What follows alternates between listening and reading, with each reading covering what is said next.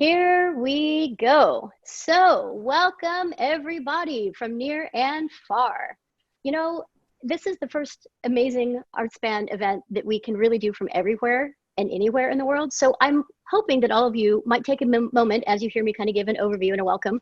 Go into the chat right now and go to panelists and attendees and type in where you're from, just really quick, because it would be fun to see it come through. San Francisco, East Bay, North Bay, Canada, wherever you are, just put it in there because it's kind of fun to see that scroll by. It's really amazing to know that I call them these kind of crazy COVID blessings. So maybe we're not able to see each other. We're having a really unique open studios in which we can't go out in the world, but we can come from far away to be all together in this most unique space of the interwebs. So let's see where the people are coming in from. I see a lot going by. Oh my God, it's amazing. So cool to see everyone popping in. We got a lot of San Francisco. We got Oakland. Let's see, we got some North Bay, Petaluma, Hayward. It's amazing. It's so fun to scroll through Katati. Big version of open studios we've ever hosted in our 45-year history. We have literally overcome earthquakes, a booming economy that displaces those living on the edges, and now this. And I can't really begin anything without first a huge thank you to our staff and our board who have been working tirelessly since March, literally day and night to re-engineer our annual tradition for you. But really, I could not be more proud of my staff for pulling this together. We used to be a bunch of artists and art administrators, and now we're technologists who are navigating this crazy virtual world. And thank you so much for joining us tonight. Because, you know, really, all the work we did is not only a virtual world we created, but some of you out there might have actually gotten your guides. We made this entire guide without ever seeing each other in person. Not one of us got together and saw this. We sent these to 5,000 households in the world. I hope you have yours. If you don't worry. We are working very hard on an online guide so that almost everything you see in this guide is actually online so that everyone can navigate to visit all 8 of our events. This is the first of our 8 events. We have a listing of all our artists participating. And if any of our artists are doing anything unique and special and COVID safe, we're also gonna put into our listing what those artists are doing as well. So please check back often. Our online guide is artspan.org/SFOS. Really, please check back often. It's really important that you do because that's where everything is if you don't have one of these. And we also have step-by-step instructions on how to participate, how to sign up, how to register, and when our events are. Cheers to Open Studios. Cheers to all of you. Cheers to this intimate event. And really, please come back often to the other events we have. This is the first of our salons. We have 3 salons, and that is being hosted by a art luminary. Tonight will be Matt McKinley. I'll introduce him in just a moment. We have 2 more coming up. We have 4 booth central events, which is going to feel like going to open studios. And next Thursday is art launch. We're going to make it a Zoom meeting, which is going to be like a party. All of us can see each other. All of us can talk. All 255 pieces of art are going to be in display in different breakout rooms. And so please come next week and please come back often to all the events because this is open studios. And as all of you have heard me say, and those of you who are new from where you are in the world, the best way to support an artist's work is to buy their work. And the next best thing to do, the best way to support the work we do is to become a member of ArtSpan or to donate to ArtSpan because we really do work hard. Our mission is on point. We have not taken any time off. We have just worked hard and hard and hard and harder to do this for you all and for the artists and for all of us. So the next thing I want to do is talk just a little briefly about a new program that we put together, and it is our Equity Grant Award. And with the times that have been brought upon us, with all of us paying much more attention to the world, we created an equity grant. An anonymous donor asked and offered to pay for 10 artists to have their plus level registration covered. And the Equity Grant Award was developed to increase the accessibility and inclusivity of our SF Open Studios artists and to draw attention to the under-recognized contributions of Black, Indigenous, and people of color visual artists to the San Francisco Bay Area artist landscape. We could not be more happy that we had 10 of those winners, and 2 of them are with us tonight. Really, thank you so much, Lei Bohemian Muse and William Rhodes, for being a part of our community. And the last thing I ask for you, for all of you tonight, is to please be inspired. Art matters. Artists work tirelessly to bring it to us. And we know the best way to support the work they do is to buy their work. We couldn't be where we are in the world as humans without artists that basically overcome and are beyond any of our cultural differences. It is a universal language. And I know that I go and rely on my art often, and I hope all of you do too. So without further ado, I would like to take a few moments to introduce Matt McKinley. He's our vice chair. He has been a part of the ArtSpan community as long as I have, and much longer. And he has been an integral part in me feeling just incredible and amazing about our population, the work we do, and the San Francisco artist landscape.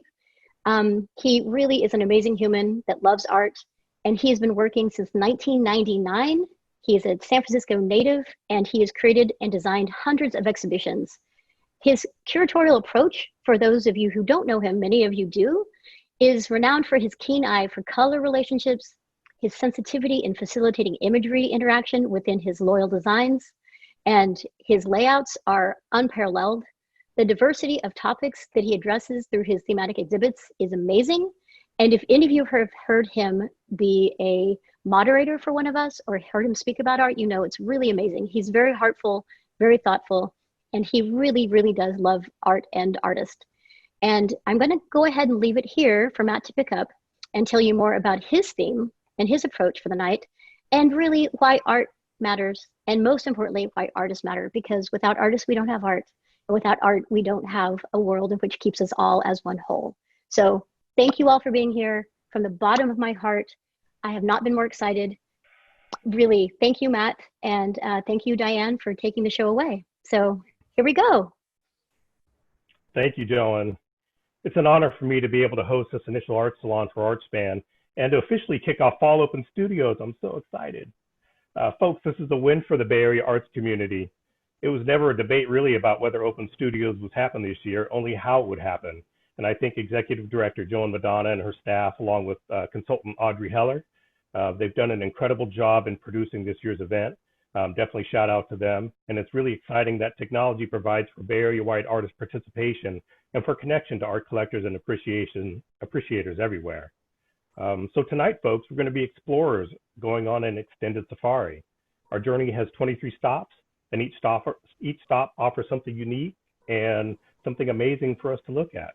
While we take in the sights, each creator is going to give us a brief insight into their art and their practice, so that at the conclusion of our journey, I hope you'll have discovered new artists to follow, and maybe, hopefully, are moved to acquire a piece or go to a future show and to visit their Booth Central event to meet them virtually. To provide a framework for the tour, I pose the same question to everybody that we're going to hear speak tonight. And those questions are, ask them to describe the work in 2 or 3 adjectives, and then based on those descriptives, what do they want the viewer to understand about their work? And lastly, what motivates them to share their work publicly? All of my questions are framed around the theme of illuminating intention. What I really want to elicit is insight into each artist's story, both why they create and why they share it. And I hope you, my fellow explorers, experience a connection to an artist's work that piques your interest enough so that you do your own deeper dive into their world. As was already mentioned, each artist is going to have a couple of minutes to speak about their work. And I definitely encourage you to take notes as well. And with that, I think it's time to start. So let's jump in at our first stop. I'm going to turn it back over to Diane, who's going to be our guide for the evening, and she's going to introduce each artist as we go. Diane? Thank you, Matt. Hello, everybody. I'm Diane Hoffman. I'm ArtSpan's Artist Services Manager, and I will be introducing the artists this evening. Just one final reminder to all of our artists that we're so grateful to have you here and to share your information about your art with us. The 2-minute time frame is crucial to keep us all on track and to give everyone a chance to speak. So in the event that you do pass the 2-minute mark, I will have to interrupt you, and my apologies in advance, but please understand. With that said, we're going to start the evening with our first artist, who is Mandy Bankson.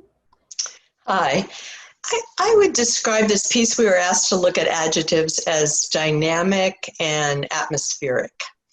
I think much like the unsettled times we're in, we're not quite sure where to stand in it. There are some solid places and atmospheric areas, and some are more ambiguous.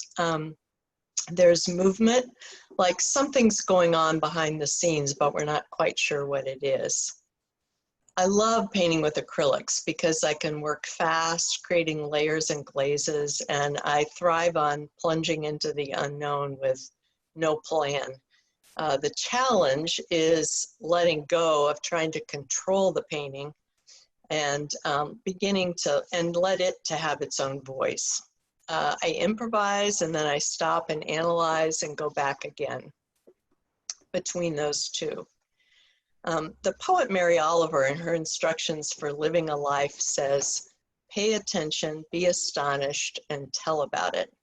And that speaks to what motivates me. Since I was really young, I've gobbled up the world visually, and I get delight by looking closely. Painting gives me a chance to respond, and I'm awed by the patterns and designs in nature, but I also see beauty in unexpected places. I take many pictures, and I have a beautiful photograph, for instance, of the rust patterns on a Home Depot cart. I feel really alive and grateful when I paint. And what motivates me to share my work publicly is the hope that people would be encouraged to find a new way of looking. I believe art and beauty have the power to renew us, which is something particularly important in this hard time.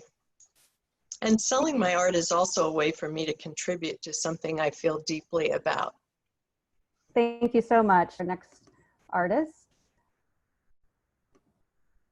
Elvira Dayel.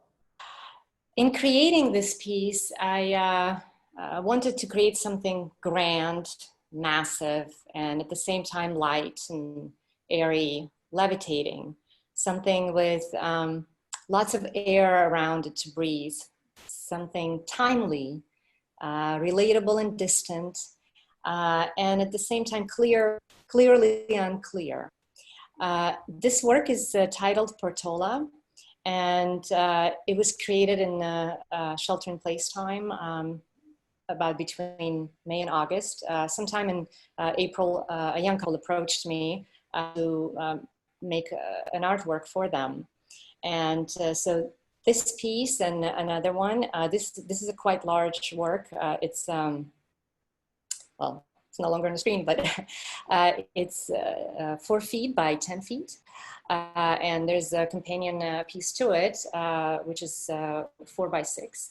So a pretty large commission for home. And when I started, when I was asked to make this work, any commissioned work is something that you always want to somehow relate to the client. I visited their home and we were in their backyard. The setting is kind of in the center of Bay Area and in this hilly and very woody area, and lots of green. And I kept on thinking after leaving their home and kind of bringing all of this impression and inspiration back into the studio, I was thinking I need to make it green. The whole work had to carry this sort of idea of a natural green.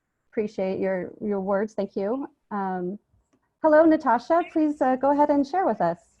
Hi, everybody. My name is Natasha Dikareva, and I like to call myself poetic, mysterious, positive surrealist. And I'm a sculptor. As you could see, my favorite medium is clay. And recently I also started blowing glass, and I incorporate the glass elements into my clay sculpture. So this sculpture is called Here Was a Bee, and she has some glass extensions on her hairdo in the shape of a boat, and her fingers are covered with the silver luster. And my influences range from Greek mythology to Eastern philosophies of spiritual transformations. I believe that we're all one, and I want to communicate this idea with my work. And being personal, I use charged symbolism that exists in so many different cultures. So it speaks to the people from different walks of life. And that's it. Great. Thank you so much, Natasha.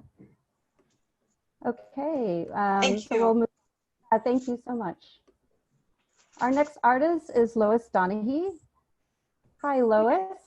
Hi there. I'm an oil painter, and I describe my paintings as bold and coming from a place of spirit and consciousness. This is my oil painting titled I Am Paragoros. I used one of my smaller digital drawings, actually, as a study for this larger oil painting. Meditation, I would say, is a very significant part of my painting process. The inspiration for my paintings, including this one, actually comes directly from my meditation sessions.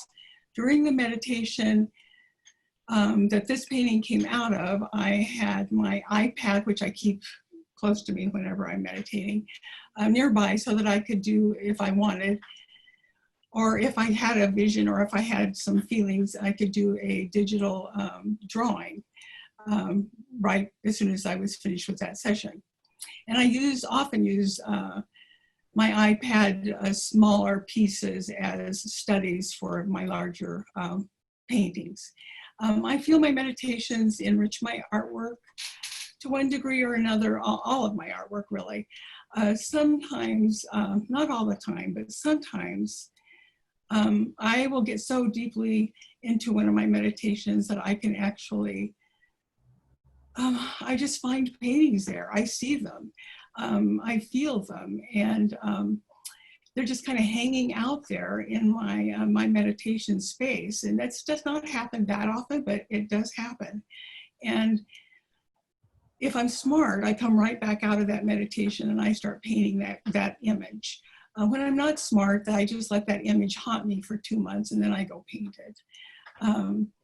My paintings, I think, are also probably like every artist's paintings, inspired by, you know, by life, by the people that I love and that love me, and by being a parent and a spouse and a woman, and a person that works, has worked in special education. And as far as sharing my paintings, for me, sharing painting is really a way of conversing soul to soul with other people. Great. Thank you so much, Lois. Appreciate it. Okay, our next artist is Andrea Fono. Hi, Andrea.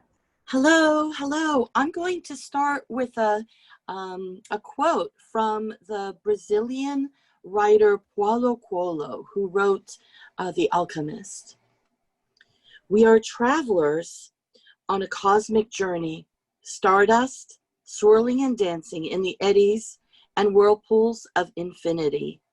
Life is eternal. We have stopped for a moment to encounter each other, to meet, to love, to share. This is a precious moment. It is a little parenthesis in eternity. So I'm a painter, best known for my monoprints. Hello, Andrea Fono. I forgot to do that at the beginning. My joy, I've given my life to flowers. And in the last few years, I've actually been making monoprints with them and pressing them. It's like making art in partnership with them. My words are celebration, playful, and curiosity. And they represent for me, finally, allowing myself to belong to the universe.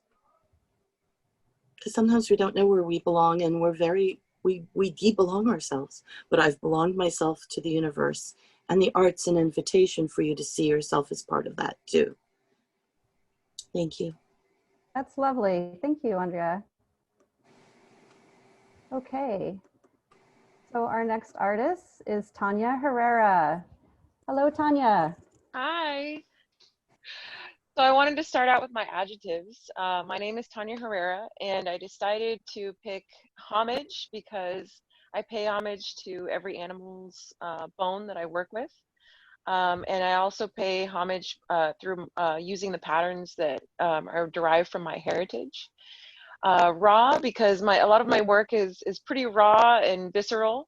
And my last one is oxymoron, which I thought was even surprising to myself, because I came to the conclusion that I take a lot of traditional mediums and techniques and completely deconstruct them and make them new to like more of a modern kind of take on it. This piece in particular is the largest piece that I've ever worked on. It's a cow skull. The patterns on it are derived from my Costa Rican background. And there's also gold leaf on it as well, which I am also not using in a traditional way. I don't use gloves when I gold leaf. I mean, I just kind of just go with the flow when it comes to that. And here's the piece right here. This is how big it is, so everybody can see. What motivates me to share my art publicly is mainly because I do a lot of really weird things. And I've always done weird things with art. And I've made art my entire life. And I'm a Bay Area native. And I just always came to San Francisco to the museums and to just enjoy the art life here. And so it made a lot of sense for me to participate as an artist, as an adult in ArtSpan Open Studios. So I hope you join me. Awesome. Thank you, Tanya. Okay. Our next artist is Susan R. Kirshenbaum. Hello, Susan. Hello. I just want to, can you see me? Yes, Okay. Go for it. My work is about empowerment and taking ownership of our bodies. As a feminist, my art practice is my means of creating awareness and social change. It's my way of expressing my activism, and it's also about love and acceptance. Self-acceptance, self-love, and inclusiveness. My drawings of people reflect a relationship with my subjects and capture a moment of exchange between us. My adjectives, my words: provocative, narrative, active, expressive. The series I'm showing at SFWA for the Open Studios Teal event in the month of October consists of a half-dozen pieces from my word series. These are what I call digital original collages, and they're created on an iPad Pro in Procreate and printed on aluminum in limited editions. Each piece is a combination of a life drawing plus painting and my travel photography. Locations include Burma, France, Spain, and Mexico. The words, which are mostly painted on walls or printed, may or may not be recognizable. The digital original that we just saw, that was just shown here, is premiering at SFWA next month, and it's a combination of a life drawing, a painting, and a photograph taken in Mexico City. The words in the background are Spanish for made to order, and the drawing was made during a Saturday Zoom session with Tanya, a well-known model in the Bay Area. And this is a pandemic ritual for me over the past 5 months. She's suspended from hanging straps and positioned on poles like she is flying and caught in midair. The title, Swing Through Summers, is about getting through a pandemic summer, thanks to the power of a shared art experience. Wonderful. Thank you, Susan, so much. that met the mark right there. Our next artist is Barbara Landis. Hello, Barbara. Go ahead and share with us. Here we go. Hello, my name is Barbara Landis, and I began to seriously study photography in the late 70s, graduating from San Francisco State University with a BA in art, photography emphasis in 1980. I maintained a photo studio in the outer Richmond district for 34 years. Then rent hikes in 2015 moved my studio to my rent-controlled one-bedroom apartment. While I believe I am primarily a people photographer, over the years I have tuned in to the beauty of nature to help heal me from life's slings and arrows of outrageous fortune. Whether I'm photographing landscapes or cultural events, local or abroad, I focus to see a true essence of any image. Sometimes this vision extends into abstract images I could never imagine. I have been an ArtSpan member since 1973, with the Frank Betts Center for the Arts in Alameda since 2007, and recently a member of the San Francisco Women Artists and the Inner Sunset from 2008. I'm in the Teal group with them coming up soon. These groups have helped me more than I have words. And now I had to find out about you people wanting all these words about why I create and why I share it. Well, the best thing I always heard was from an old black folk artist, and he said, being an artist is like eating something bad. You just got to get it out. There's just no way it can stay down. You just got to get it out. Thank you. That's well said. All right. So our next artist is Lei Bohemian Muse. Hi, Lei. How are you? Hi, Diane. Hi. Hi, everyone. I'm Lei Bohemian Muse. And the piece you see in front of you is called Euphoria. And words I would use to describe my work would probably be emotional, transformative, and sublime. With this series specifically, I was reflecting on all the different emotions, experiences during my summer years over the course of my past. My goal mainly as an artist is to revitalize the importance of art in an individual as well as the society as a whole. So often my work takes sort of a philosophical approach in the sense of different concepts of our life. And one of them even was about seasons. And so for me, I really wanted to evoke color back into this series, coming from a series where I mostly worked in white, to sort of evoke the positivity that emotions can have with color. But at the same time, I use mediums to bring sort of a three-dimensional feel to work to show it as not being perfected. So yeah, mostly my goal with my work is to sort of connect people with everyone and sort of to have them feeling something. I want folks to feel something when they look at the work. And most often I don't like to tell people, I just like them to experience it. So that's pretty much me. Thanks so much, Lei. You're welcome, thank you. Okay. Next, we have Daniel Liu. Hello, Daniel. Hey, everybody. How are you? Great. Okay, I'm a night photographer. I like to create pictures that reveal something that we don't see or perceive in the same way with our eyes. At the same time, I like to be creative and alter the scene so that it shines in a different subject or different light. The image I show here is the Potrero Point power plant in San Francisco's Dogpatch neighborhood. This is a long-time exposure of about 40 minutes, taken during a cloudless night.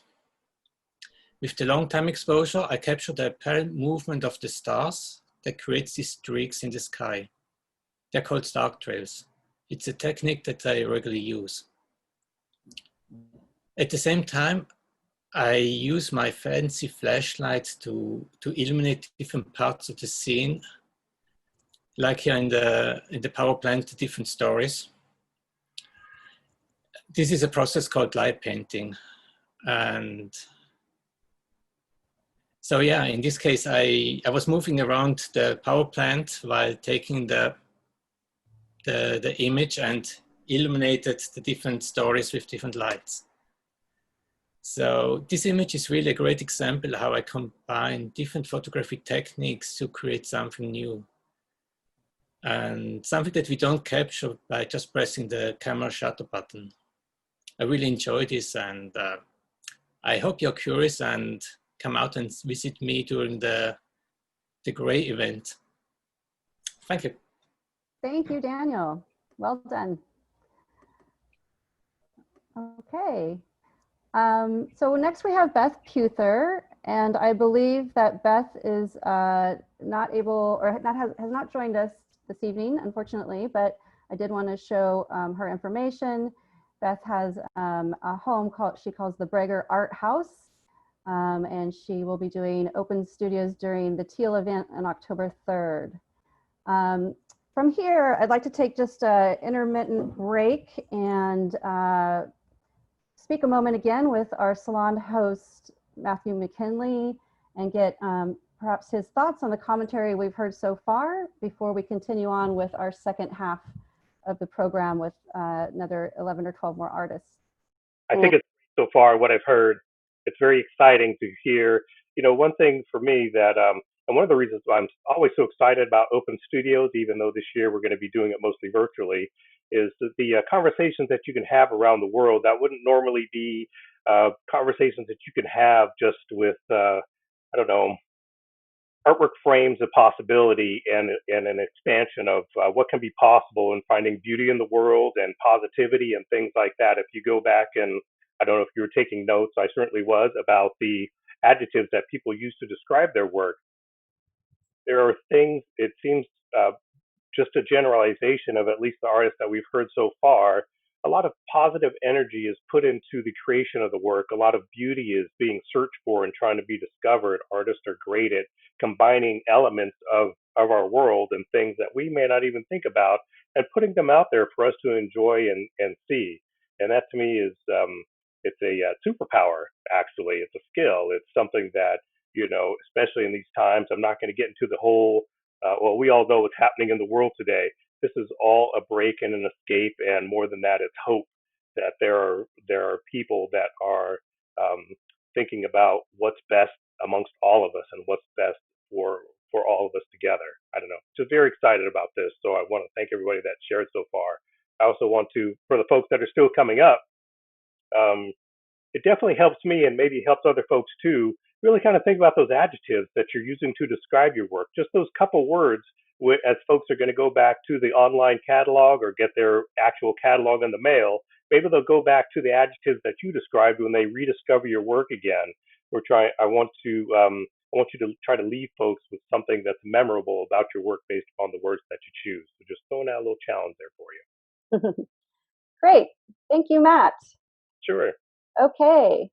So let's continue on with our slideshow here. Our next artist is going to be Kate Razo. Kate, are you available to join us? Hi, Kate. Oh, even better. Hi. Thanks for inviting me to chat about this painting. Oh, which is behind me. This painting is titled Yes, No, Thank You. First off, I'd like to point out that this is a really large painting. It measures 50 inches by 41.5 inches. It's life-sized. I really like to paint life-sized figures, people, animals. I've been a bookseller most of my life, and I've heard a lot of stories, told a lot of stories, no doubt.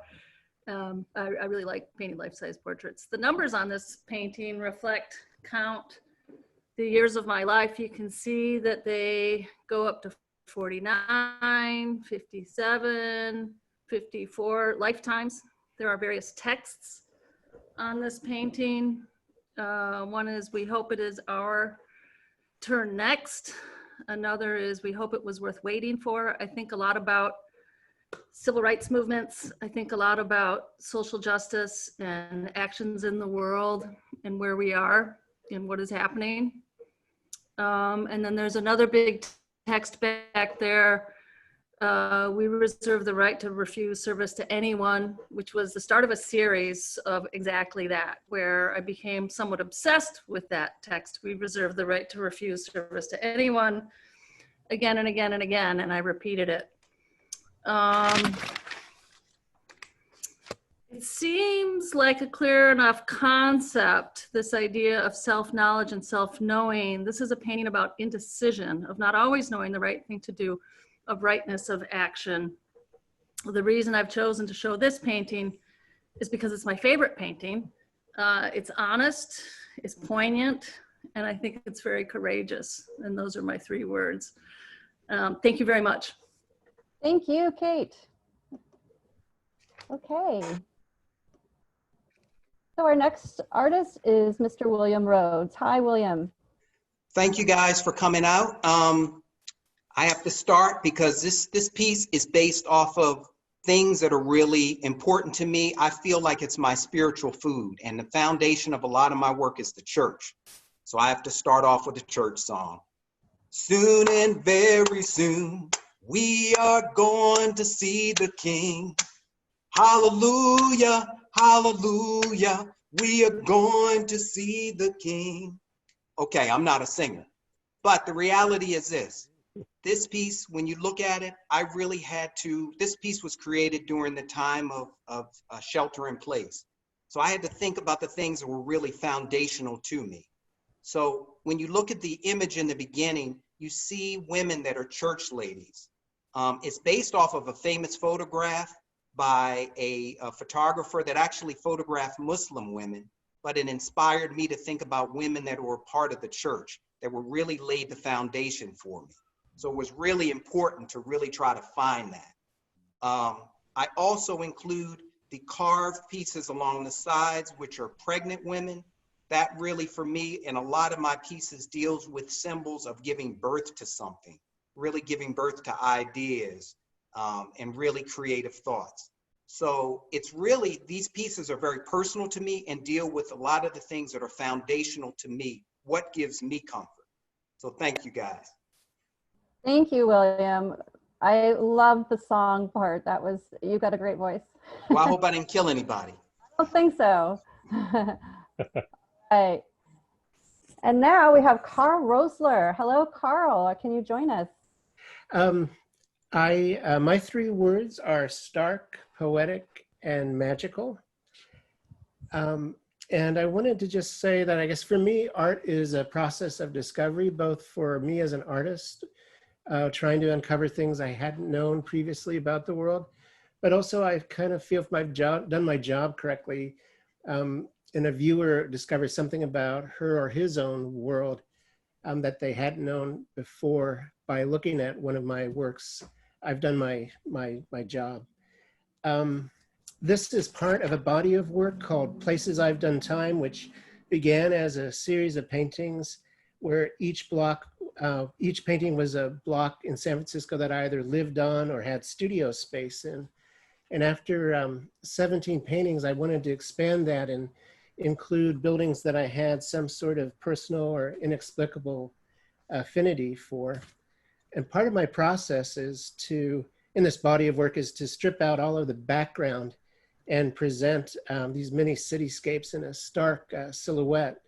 And doing them, so I think lends them this poetic sense. It's like that magical change in light that we experience at this latitude on clear days just before sunset, where this magical light seems to emerge and it's there for a moment and then it disappears. These paintings are, or my goal in these paintings is to capture that moment in an urban setting. And one of the things that was unique about doing this particular painting is my process is to do a lot of drawings and then photographs and then take them back to my studio and do drawings. This is from the water, so that meant I had to be out on the water to take the photographs, which was not a huge hardship. And I wanted to sort of echo Barbara's embrace of the folk artist explanation about why we do this. I don't think you can get more precise than that. It's so perfect. Thank you. Thank you. Thank you, Karl. All right. Moving along, our next artist is Tashina Rudman-Young. Hi, Tashina. Hi. Thanks for having me here.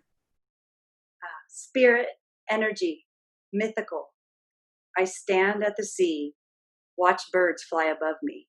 I feel them crashing inside my gut. I watch waves. I am the ocean. My body becomes the container. I imagine waves colliding, crashing, and cascading through me. Surreal, bold, powerful.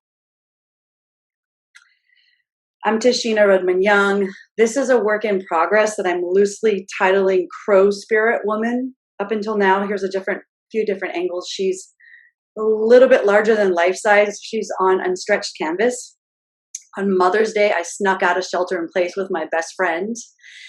And we went to the beach, and I saw these crows just diving and crashing and moving through the air. And it just touched me in my gut.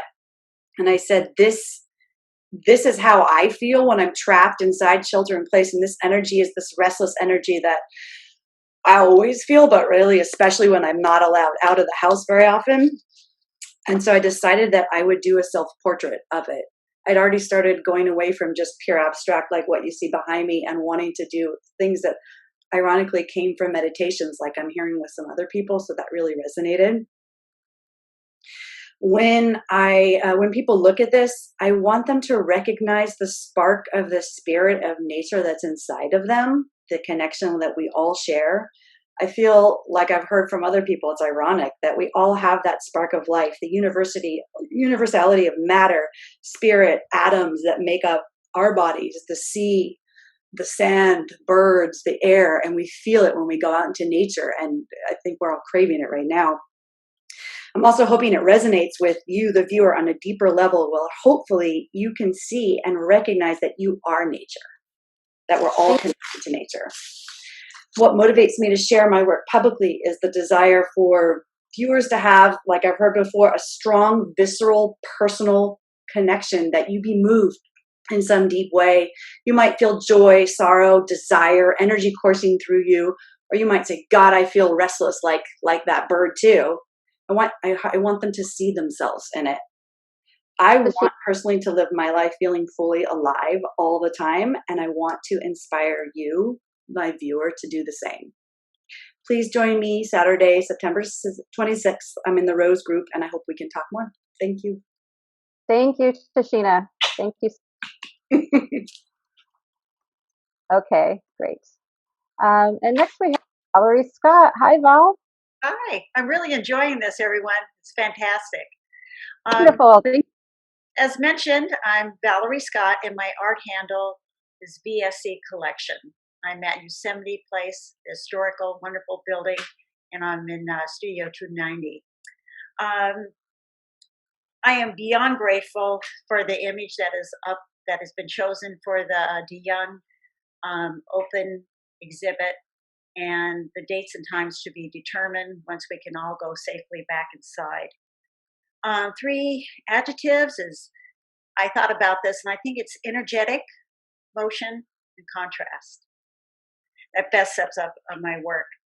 I'm an abstract painter. I use vivid colors along with texture on almost all my pieces, between gel mediums, actually even elements that are from the earth, dirt, sawdust, a little bit of everything, along with pencils, charcoals, markers.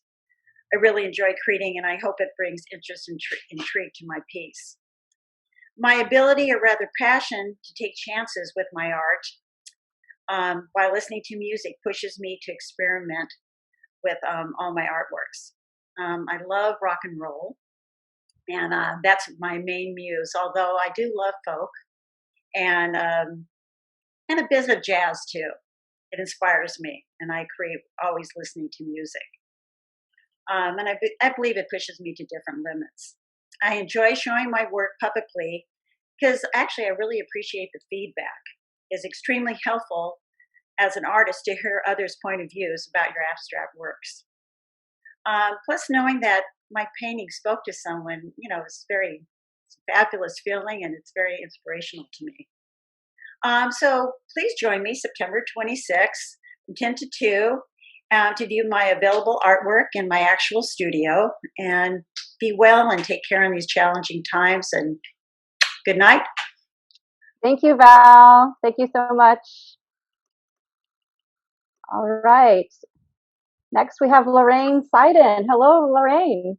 Hello, can you hear me? Yes, we can. Awesome. Thank you so much, ArtSpan, for all your work.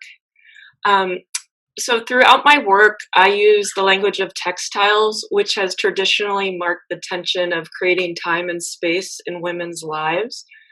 I like to think that I work like a quilter when I piece and collage mundane, domestically gathered materials, which anchor my paintings and my sculptures. And I think you can see that in this one, how that piecework is anchoring this piece. I've been painting mostly with encaustic for the last 12 years or so.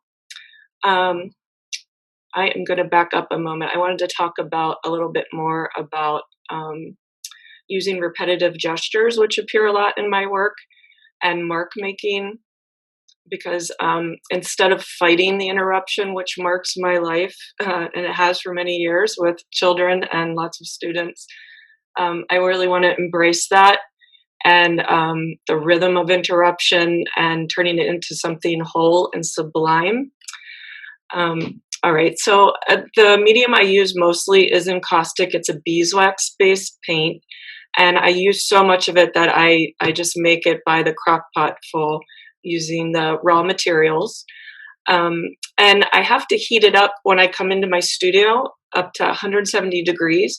So one of the questions I get the most at open studios is if those paintings are going to melt. And I think that you would not last in your house if it got up to 150 degrees or 170 degrees, as we came close to that a couple weeks ago. But your paintings will be fine in your house. When I'm doing the collage part of it, it feels like journaling and witnessing everyday moments. And then when I get to the painting part, it's all about color and mood. And I love the sculptural quality of encaustic because it lets me scrape back through and sort of reveal things. I don't know what's going to be revealed or what's going to stay hidden. I wanted to share quickly at the end here a project I've been doing since quarantine began.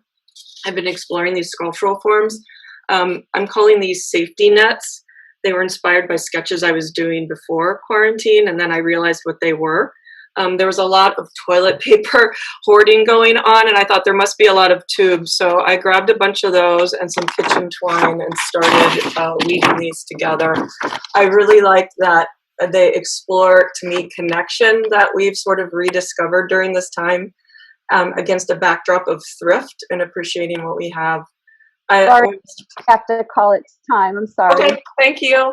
Thank you so much for sharing that with us. Okay. And now we have Anna 7. Hi, Anna. How are you? Hi, Diane. Thank you for having me. Well, self-introduction, I'm Anna 7, and the adjectives. I'm bad with like grammar, but adjectives probably spontaneous and procrastinator. If we can accept procrastination as an adjective. I don't have the third adjective, so I think it's twice spontaneous. I choose this, well, I didn't choose this painting chose me, because again, I'm a procrastinator and it was in my file, but I'm really glad that this painting is representing me today, or I'm representing this painting, I don't know. This is a painting, this is a portrait of my classmate. So the older we become, the more far from each other we are, like classmates. And one of my classmates, he created a WhatsApp group. So we started to connecting to each other again. And some of my classmates said, well, you know what? Well, why don't you paint me, for example?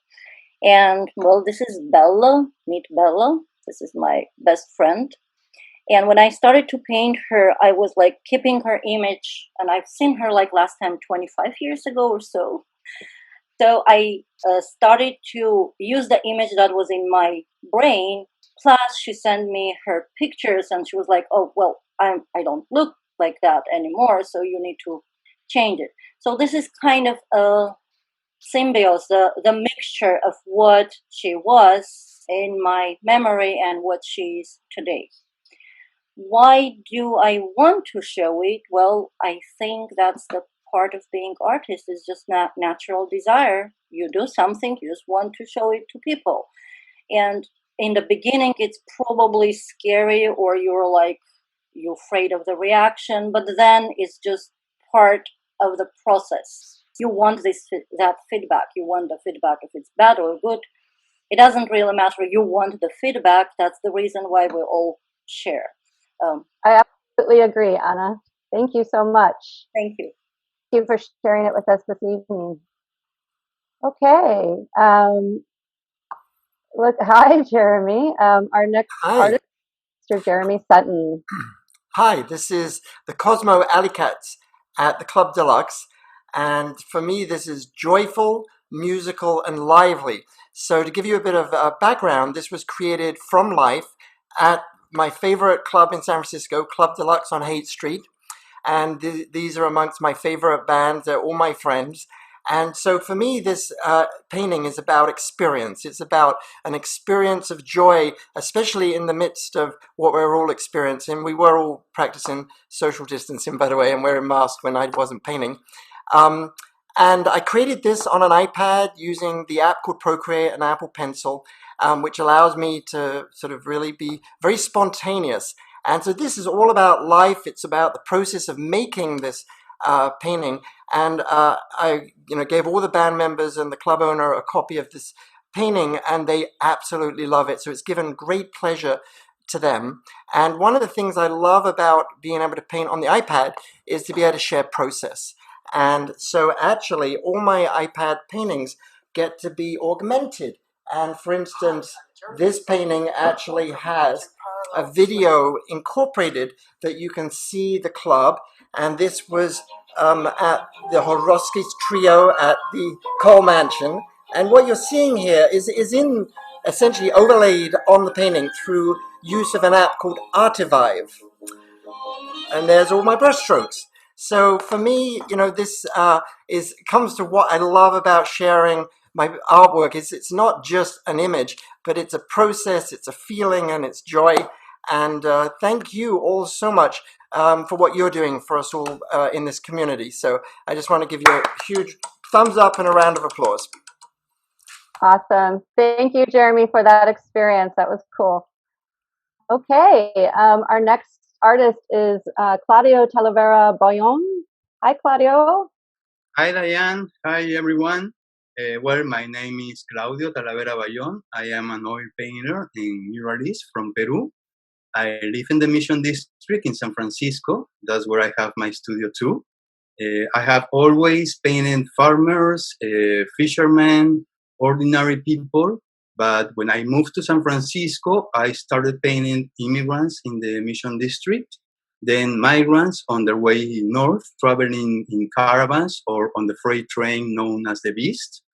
The painting that I'm showing here is a tribute to immigrant farmers, many of whom are undocumented, who are essential workers during the COVID-19 pandemic and now during the California fires. These farm workers continue to grow and harvest our food, putting their lives on the line for minimal pay, and their efforts deserve to be recognized. So this is my tribute to them. I hope you can visit my studio on October 1st. I will join ARC Artists. Thank you. Thank you so much, Claudio. Hello, everybody. Hi, I'm Denise Tarantino. I am a photographer, work in analog, and my piece, Buffalo in a Park, is about present moment, being experimental, and embracing imperfections. It was really first said by Aristotle that the whole is better than the sum of its parts. And I've started working in tiling and embracing it as almost a statement of community, and how without each image it wouldn't be anything worth looking at. So I utilize photography or photographic tiling as a means to collect and process information. And it's a sketchbook for me, for lack of a better description.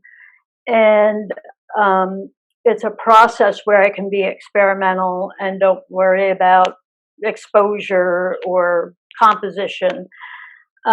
Instant photography is a means for me to get centered in the project and the subject matter.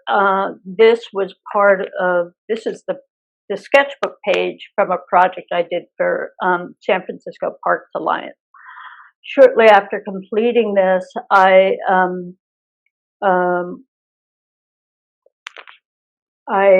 decided to publish my sketchbook pages as well as work exclusively in Polaroid.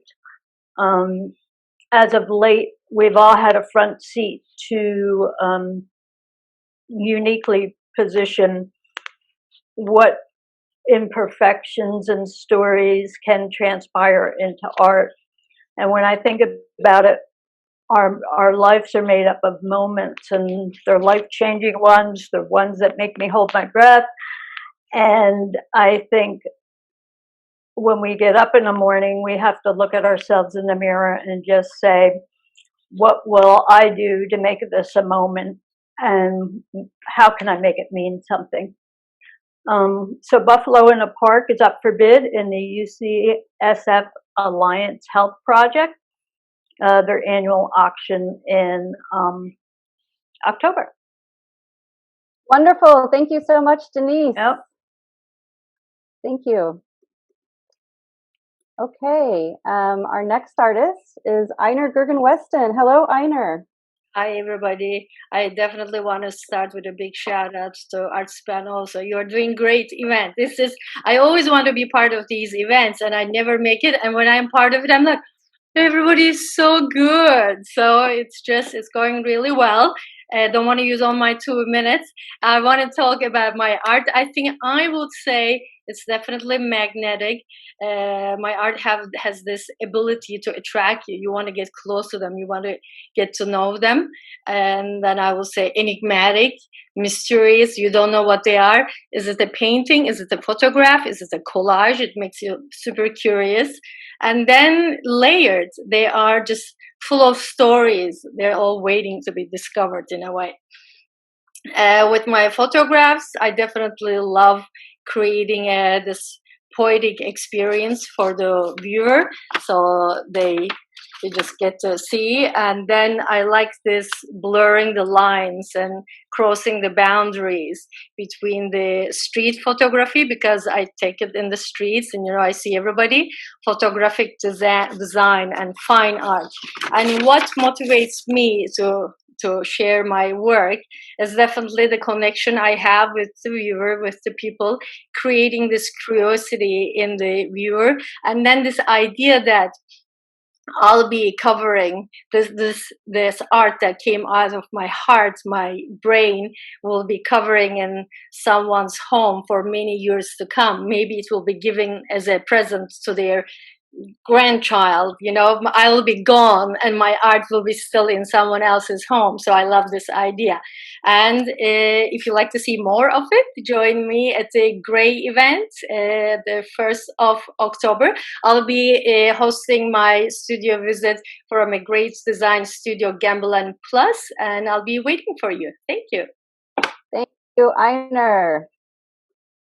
Okay, we're going to moving right along. Our next artist is our final artist to say 2-minute talk, Holly Wong. I would like to encourage everybody to, we want to close out the evening with some Q&A. So if you have some questions that we can discuss together with Matt McKinley, our salon host, please put those in the chat and we will address them after Holly has a chance to speak. Hi, Holly.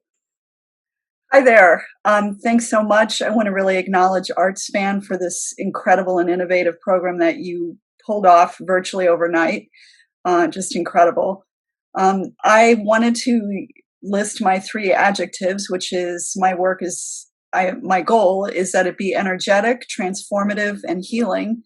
The piece that you're looking at there is Persephone, which is a a mixed media painting with hand cut drafting film, and I use candle smoke with the work. What people should understand about my work is that it is literally the spiritual reckoning with myself. It's the place that I go in which to transform pain. My art is basically a spiritual practice that seeks to create and strengthen me and to bring me out from the embers. Persephone is, of course, a Greek story of a goddess that had to travel through hell and come back. And that is basically a lot of what my work is about. It is that process. The piece that you're looking at behind me is called Spiral Dance, and it's a 12-foot wide installation of colored pencil on drafting film. It's drawn on both sides, and it refers to a neo-paganistic energy dance. Much of my work is the notion of energy work, in which healing is made possible when we release and lighten ourselves by releasing the pain that is in us. And the art making process is that. So I am on the October 3rd Teal event from 10 a.m. to 2 p.m. I do hope people will visit me. And thanks for looking at my artwork. Thank you so much, Holly. Okay. Yay, artists. That was amazing. We just got through 23 artist talks in less than an hour. That's incredible. Everyone for sharing. Mm-hmm. Great. I have a question directly for Lorraine Seiden. Beth is curious about your sculptural works. Beth, do you want to, or Lorraine, give us a couple minutes to explain a little bit more about the sculptural process of your work? Yeah, so I have a variety of them. This has been my quarantine project. I still do painting and everything I've always done, but these have really resonated for me during this time because I start with a loop and I just start building out the loops, and I thought this was going to be for a month or two, like we all did, and so they just keep going and they take on shapes. I don't know what shape they'll end up being, and I have lots of them now. I don't think you can see them. I have some behind me, but let's see if I can tilt up. There are some hanging up behind me. So I have a whole wall back there. And they're just expanding like this whole era is. And I'm just kind of seeing where they take me. They're becoming dimensional now. I don't know if you can see, or topographical. Now I don't know if you can see that. They started off flat and now they're taking on new forms. Somebody said, oh, that'd be great with encaustic, and they actually are encausticated. I don't know if you can see that, but I actually do put them in wax. So they have a nice substantial feel to them, not just flimsy cardboard. I hope that answers the question. Yeah, I'll be excited to see the finished results. Thank you for sharing that. But we'll move on. We have two questions that are basically around the same thing, so I'll combine them together. A couple folks are wondering about how artists are dealing with shelter in place and how it affects their creative process. This could be an open question for anybody, any of the artists. If you want to answer, let us know through the chat and we will highlight you. Yeah, I'm happy to share how shelter in place has impacted me, if you like. This is Jeremy Sutton. Normally I'm a live event painter doing live events, so obviously that disappeared completely. So one of the things that shelter in place ended up offering was to fulfill a dream that I'd never done, which was doing Zoom interviews where I paint portraits with people all over the world and start to learn about their life. And it was something that I'd always had at the back of my mind. So shelter in place, in a way, has forced me into a new direction of creativity, which has been actually quite interesting and fun to explore. Thank you, Jeremy. So Andrea Fono shared that for her, life is exactly the same. This is great. And in fact, she has raised her prices and had some good sales. Hear them, we're still engaging with art and artists. We love to hear that support. We also have, let's see, Holly Wong offered to share about her shelter-in-place experience and Lei Bohemian Muse. let's see. So this is Holly, and I would say that the ways in which being in shelter in place has allowed me to focus intensely on my installation work, and to do a lot of pieces of art and explore a series that I maybe wouldn't have had as much time or focus. But because of not being able to leave my house, in a lot of ways, it's helped me really just hone in more deeply in what I'm doing. Einer, there's a question for you. Robin was asking if you could explain a little bit more about your process with the layered photos. Yes, I'm very happy to talk about it. Everything that you see, it is done in the camera, because a lot of people wonder whether I do Photoshop or these are the effects in the computer. I use digital camera. I was just saying, I take multiple exposure photographs, and I crank up, my ISO. I get a lot of lights in it, and those layers that you see, they are all done in the camera itself. And you just, go through your different buttons, and then you'll watch people for a long time, and you just try to get the shots that you like. Until then, you take about 100 photos until you find the right one, of course. Amazing. Thank you. Great. Thanks, Einer. Yeah, I hope that was good enough. If not, you can come and ask me more at the Gray event. Perfect. That's right. Joanne, do you want to close it out with a few more words about Open Studios? Yeah, I just want to take a few moments to say we are here to serve the artist. We are here to highlight them. Please go to their sites. Please go to our site. Please go to our online guide. Find them. Come and see them. They've done a good job of being here and presenting. I'm telling you, it is really hard to learn new tricks. I'm an old dog, and these new tricks are kind of killing me, but we are here because we care. So please, everyone step up, be here for the artist. Thank everyone here. You artists are amazing. I cannot thank all of you enough. Please come back. And most importantly, share far and wide with everyone. Remember all the good things. Give your big heart to the things that were weird and bumpily and grumpily in the beginning, and come back again and again, because we have a whole month of events and we are here for you, and the artists are really, really happy to see you and serve you. So thanks, everybody. Thank you, all the artists.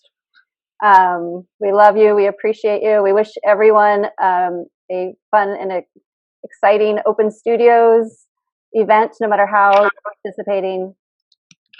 And thank you for joining us tonight. Everybody. Thank you, Matt McKinley. To go. Let's bring on Open Studios. I'm ready to see some work and engage with my community. Yeah. Yay! So much. Thank you for all the explorers that joined us today. Passport that says all the 23 places you went. Go out and visit these folks in their studios. Thank you guys for being here. Thank you, Matt. Thank you. Thank you. Thank you. Thank you, ArtSpan. I love you. Yeah, we We love you, ArtSpan. rock. Bye. Thank you very much.